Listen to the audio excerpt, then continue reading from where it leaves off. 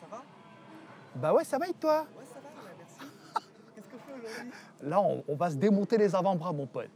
Mon arcadage, là, on est au Gigagym de Saint-Denis. Et tu sais, c'est un Gigagym assez calme. Hein.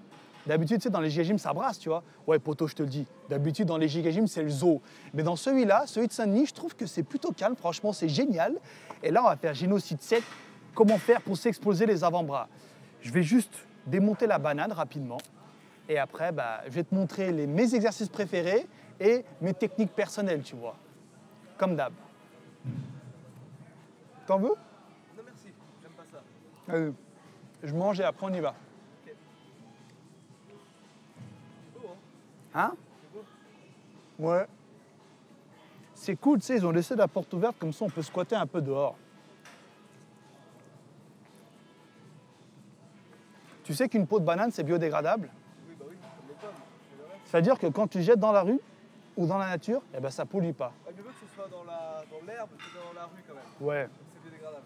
T'imagines un mec avec un vélo, tu sais comme moi, le vélo du Chantard, le vélo de compète, il glisse sur 4 mètres, comme sur une patinoire artistique. Mario Kart, toi? Voilà.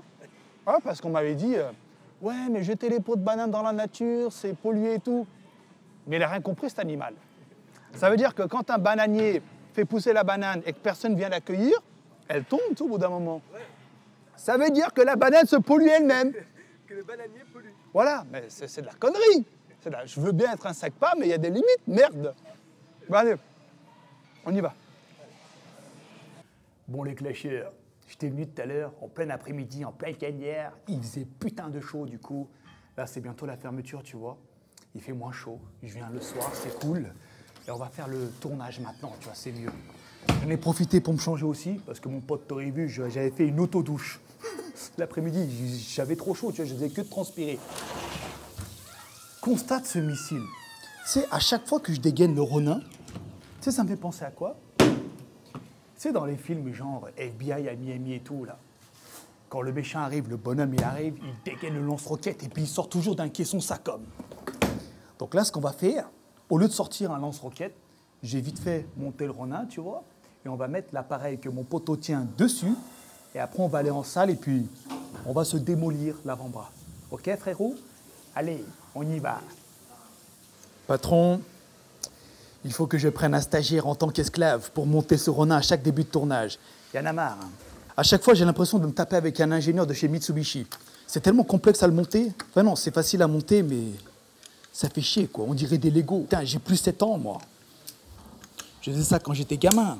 Fuck. Écoute, avant de commencer la pratique, il faut que je te parle un peu de théorie, donc concernant l'avant-bras, tu vois.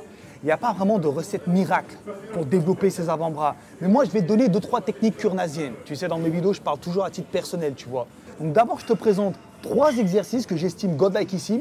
Et puis après, je te donnerai 2-3 techniques collector, tu vois, pour développer au mieux tes avant-bras. Alors, ce qu'on va faire, tu arrives à la muscu. Première chose, poteau, comme d'habitude, on s'échauffe. Je sais, je suis en train de te casser les burnes avec ça. Mais t'inquiète pas que le prof de PS aussi m'a fait chier quand j'étais au collège, tu vois. Excuse-moi, mais tu sais, quand t'es au collège, t'es un peu con. T'es d'accord avec moi? Donc je voulais pas trop faire ça. Ni ça, ni ça, ni ça, ni ça, etc., etc. Mais au final, c'est quand tu grandis et que tu deviens moins con, tu te rends compte que c'est super efficace. Donc, voilà, prends ton temps pour t'échauffer 5-10 minutes, et puis après, on attaquera.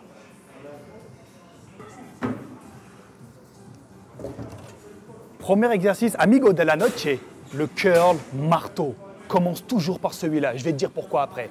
Mais bien entendu, quand tu commences, frérot, tu prends toujours des haltères d'enfant parce qu'il faut s'échauffer, tu vois. C'est très important. Alors, tu peux le faire soit debout, soit assis. Moi, j'ai une préférence debout. Donc là, j'ai pris que 12 kilos, tu vois. Juste, je m'échauffe. Hein, je ne suis pas là pour casser du muscle. Je ne suis pas là pour génocider mon phallus qui se trouve juste à ma droite et à ma gauche. Ouais, j'ai 2 phallus, moi. En fait, mes avant-bras, je les appelle les phallus. Je suis juste là pour m'échauffer, tu vois. Alors, pourquoi il faut commencer par le curl marteau? En fait, sur cet exercice-là, tu peux mettre très lourd.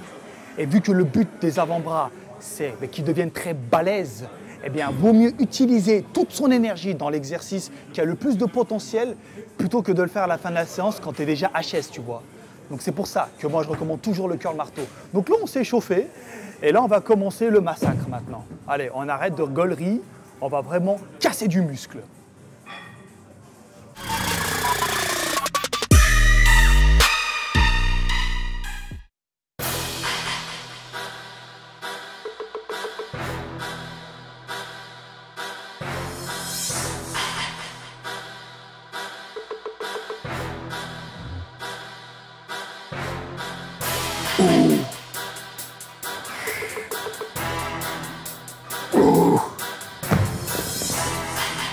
Oh, ça pique pas mal. Jason. Devolver.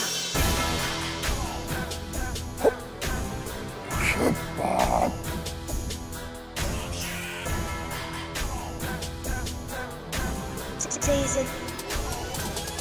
Devolver. Pour le format d'entraînement, 3 séries par exercice, 8 répétitions.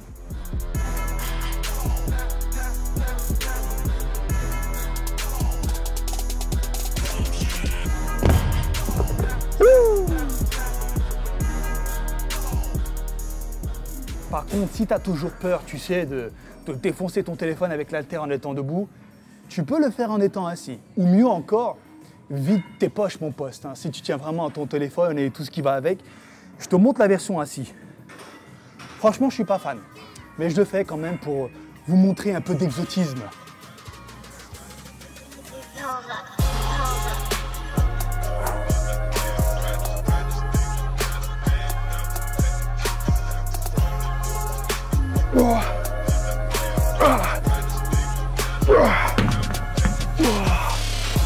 Putain, constate, chef. Constate. T'es ce morceau. Putain, je congestionne déjà, bordel. Et c'est que le début. Regarde ce machin. Attends, quand tu vas congestionner, là, je sais pas si on le voit là. En fait, j'ai un pouls ici, moi. Ah, ça fait mal en plus quand j'appuie dessus. Et tu sais qu'avant ça, j'avais pas poteau. Raquel, tu m'écoutes? Ouais, je t'écoute. Vas-y, allez, on va faire deuxième exercice maintenant. Mais attends, je me repose, mec, je suis claqué. Là, mon arkadaş. Arkadaş, ça veut dire ami en turc. Alors, mon arkadaş, deuxième exercice, on va faire le curl inversé. Toujours pour muscler le long supinateur. Écoute, d'abord, on tente le long supinateur et après, on va démonter l'intérieur de l'avant-bras, là. Donc, long supinateur, curl inversé. Moi, je ne m'échauffe pas, tu sais, quand c'est le deuxième exercice, parce que le curl marteau m'a déjà défoncé l'anus, tu vois. Donc, j'envoie directement ma charge effective. On prend combien, patron? Non, mais ça, c'est pour les Teletubbies, ça. Là aussi, 3 séries, 8 répétitions, c'est cool.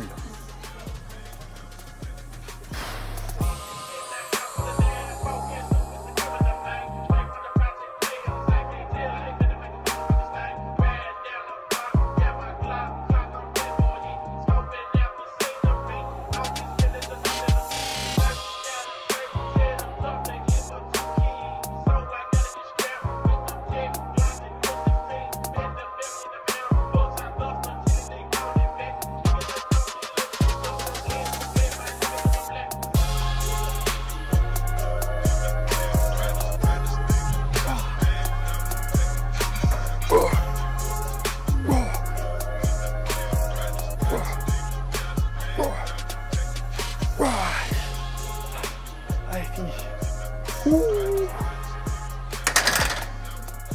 Et frérot, on dirait pas que je porte des couches Pampers.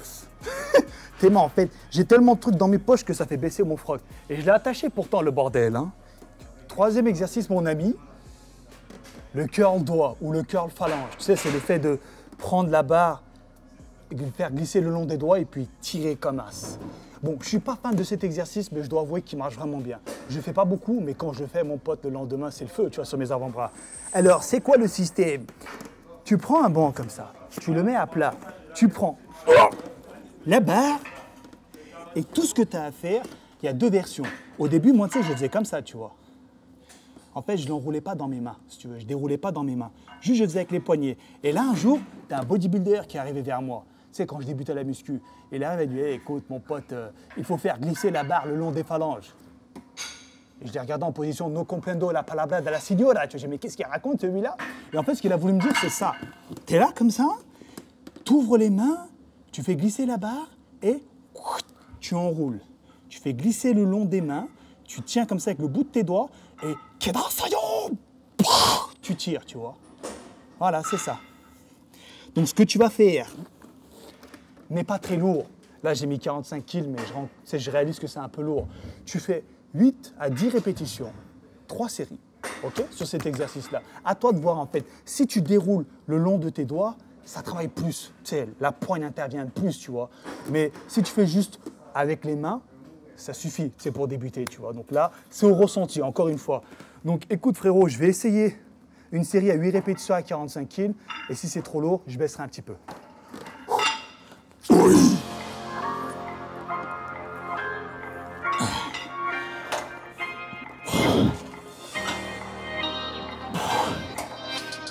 Jason. Nova.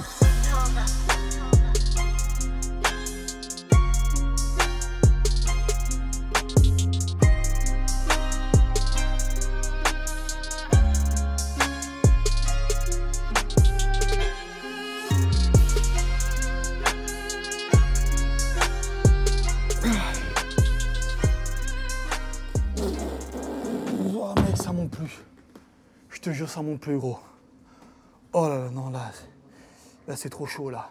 Tu vois les 3 exos que je t'ai montrés, là? Le curl marteau, curl inversé et le curl phalange, poignet, doigt, ce que tu veux. Ça suffit, tu vois, pour démonter ses avant-bras. Mais maintenant, je vais te donner 2-3 techniques, tu vois, personnelles. Première technique, la marche du blédard. Alors, qu'est-ce que c'est? En fait, le vrai nom, c'est la marche du fermier. Mais moi, j'appelle ça marche du blédard parce que tu as vraiment l'air d'un blédard quand tu le fais. Il faut faire quoi? C'est tout simple. Tu as juste à prendre 2 haltères super lourds et il faut que tu arrives... Attends, je vais te montrer. Genre, là, je prends 40 kg. Oh putain. Saloperie. Tu prends 2 haltères et tu as juste à marcher comme un mongolito avec dans la salle.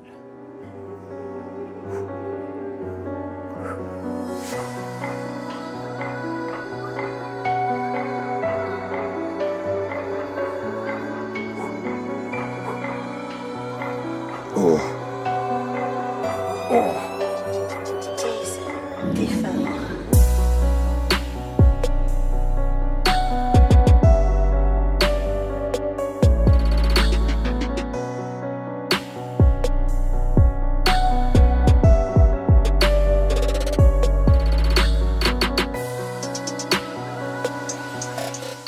Deuxième technique que je vais te donner. Bon, là, tu es en train de te demander qu'est-ce que je fais avec un rouleau de sopalin. Écoute, je t'explique. En fait, là, le but de cette technique, personne ne le fait, hein, mais tu verras, c'est utile. Je vais te demander d'essayer de faire grossir les diamètres de tes barres le plus possible, tu vois. Là, par exemple, je vais prendre l'haltère de 20 kg, tu vois, et je vais enrouler le mouchoir autour. Bon, c'est stupide, hein.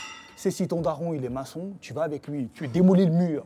Et dans les murs, il y a de la laine de roche. Bon, c'est pas approprié du tout, mais si tu peux prendre ça ou de la mousse, tu vois, genre une éponge, tu prends l'haltère avec l'éponge. Bon, je sais, MacGyver en PLS, tu me connais. Ramène-le-moi, mon pote, ton MacGyver. Moi, je lui apprends son métier. Voilà. Et là, bon, c'est juste pour te montrer, hein, le mouchoir, tu te doutes bien que ça épaissit pas. Mais là, le fait d'épaissir le diamètre, la prise, au lieu qu'elle soit comme ça, elle va être comme ça. Et plus le diamètre de la barre est épais, plus tes phalanges vont intervenir et parallèlement, plus tes avant-bras vont intervenir aussi. Tu vois? Donc voilà, c'est un petit conseil que je te donne. Si tu as la possibilité de faire grossir les diamètres de tes barres, vas-y, tu verras, tu sentiras tout de suite la différence au niveau de tes avant-bras. Ok, poto? Super! Fuck! C'est en train de fermer. Putain, gros, c'est en train de fermer. Bon, oui. Bon, on va se barrer. Tu nous excuseras, mec, c'est la vidéo puis la merde. Mais c'est la fermeture, rien, il n'y a plus personne, il n'y a plus musique, il n'y a plus rien. Monsieur Kurnaz, qu'est-ce qu'on fait ici? Bah écoute, là, le patron, il est arrivé, il nous a fait, monsieur Kurnaz, faut sortir là. C'est la fermeture. T'es marre, on se fait têche, mon poste. C'est fermé, on s'est fait virer comme des merdes. Et du coup, j'ai Ben ça va, j'ai pu terminer justement ma vidéo. Je t'ai montré tout ce que j'avais envie de te montrer, mais j'ai pas eu le temps de faire une conclusion à l'intérieur, alors je vais la faire maintenant. Gros, tu vois, c'est assez difficile en fait de muscler les avant-bras. En fait, si tu veux, à chaque fois que tu fais les biceps, ton avant-bras intervient. Et à chaque fois que tu fais aussi des exercices de tirage, du moment que tu forces avec ton poignet, eh bien, ton avant-bras est recruté, n'oublie pas. Là, les exos que je t'ai montrés, ce sont mes préférés. C'est là où j'ai le plus de ressenti, tu vois. Donc, le long supinateur et l'intérieur avec le curl doigt ou le curl main, ça dépend comment tu l'appelles, tu vois. Et tu peux finir avec la marche du blédard. Donc, tu as deux techniques. Soit la marche du blédard, tu marches comme ça, comme un imbécile dans la salle. On va te prendre un peu pour un con. Ou alors, tu as la technique du gitan, la technique du jouat. Tu fais quoi, poteau? Tu prends 2 haltères et tu restes immobile devant la glace. Tu mets le chronomètre, 30 secondes et t'attends. C'est à peu près la même chose, tu vois. Et ouais, dernier conseil, moi, je ne mets jamais de sangles. Tu sais, les mecs qui font du soulevé de terre, ils mettent des sangles pour justement faciliter la prise, pour que l'avant-bras intervienne moins. Attends, il y a une bangueule, chef. Putain, on va pas être tranquille. Hein. En plus, en plus, c'est le patron, je crois. Salut. Ouais, c'est lui, ouais. Ouais, donc je disais, tu sais, les mecs qui mettent des sangles, c'est justement pour faciliter la prise, pour que l'avant-bras intervienne moins, afin de mettre des charges plus lourdes. Mais un mec qui arrive à tenir une barre à 140 kg, par exemple, sans sangle, aura logiquement plus de force qu'un mec qui arrive seulement avec des sangles, tu vois. Alors, vu que moi, je ne fais pas de soulevé de terre, du coup, je bats les couilles, mec, je travaille comme un sauvage, comme un animal, je ne mets jamais de sangle, bordel, à couille. Donc voilà. Voilà, mec, c'est tout ce que j'ai à dire à ce sujet. Écoute, frérot, je vais te laisser. Il est 23 heures passées. Je vais rentrer, casser la dalle. Et puis, je vous dis bye bye et à la prochaine.